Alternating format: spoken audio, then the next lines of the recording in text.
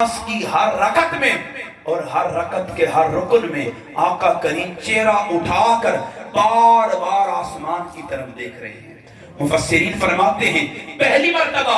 آقا کریم نے چہرہ اٹھا کے آسمان کی طرف دیکھا، دوسری مرتبہ آقا کریم نے چہرہ اٹھا کے آسمان کی طرف دیکھا، جب تیسری مرتبہ آقا کریم نے چہرہ اٹھا کر آسمان کی طرف دیکھا، رب ذوالجلال نے فرمایا محبوب یہ جو تو چہرہ اٹھا کر بار بار آسمان کی طرف دیکھتا ہے، آسمان والا تو پہلے ہی تیرے چہرے کی طرف دیکھتا ہے۔ محبوب تو جو بار بار چہرہ اٹھا کر آسمان کی طرف دیکھتا ہے، فَإِنَّكَ بِأَعْيُنِنَا، وہ آسمان والا تو پہلے ہی تیرے چہرے کی طرف دیکھ رہا ہے۔ رب ذوالجلال نے ایک عجیب ناز و انداز کے ساتھ محبوب کے چہرے کا ذکر کیا، اس کی دل نشینی کا ذکر کیا، اس کے دل فریب ہونے کا ذکر کیا، محبوب کے رخ زیبا کا ذکر کیا۔ فرمایا محبوب تو جو چہرہ اٹھا کر آسمان کی طرف تکتا ہے، آسمان والے نے تو کبھی تیرے چہرے سے نظر ہٹائی ہی نہیں ہے۔ سامعین محتشم، حضور کا چہرہ اتنا روشن تھا، صحابہ کرام فرماتے ہیں آقا کریم ابھی مجلس میں نہ تھے، ہم 14ویں کے چاند کو تک کر اس کی تعریف کر رہے تھے، اس کے حسن طلب پر اسے داد دے رہے تھے۔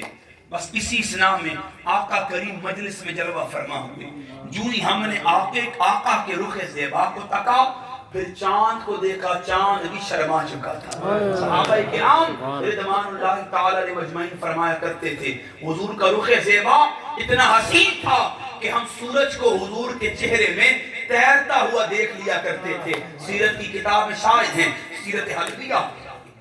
اماں سعدیہ، حلیمہ سعدیہ جب آقا کریم کو اپنے گھر لے کر آئی، منظر یہ ہے کریم آقا علیہ السلام پنگھوڑے میں ہیں، آپ سارے احوال و واقعات جانتے ہیں اماں حلیمہ کے کیا تھے۔ لوگ آس پاس کی عورتیں بالخصوص سوال کرتی ہیں اے حلیمہ کیا ہوا، پہلے تو تیرا گھر دن اور رات دونوں میں اندھیرے کا سما پیش کرتا تھا، اب تو تیرا گھر نور کی طرح روشن ہے، وجہ کیا ہے، کون سا چراغ ہے جو جلاتی ہے جس کے سبب تیرا گھر شب و روز روشن رہتا ہے۔ اماں حلیمہ فرماتی ہیں واللہ لا اوقد نارا، سنو خدا کی عزت کی قسم میں کوئی چراغ نہیں جلاتی، یہ نور جس کے سبب میرا گھر روشن رہتا ہے یہ کسی چراغ کا نہیں، میرے محمد کے مکھڑے کا نہیں۔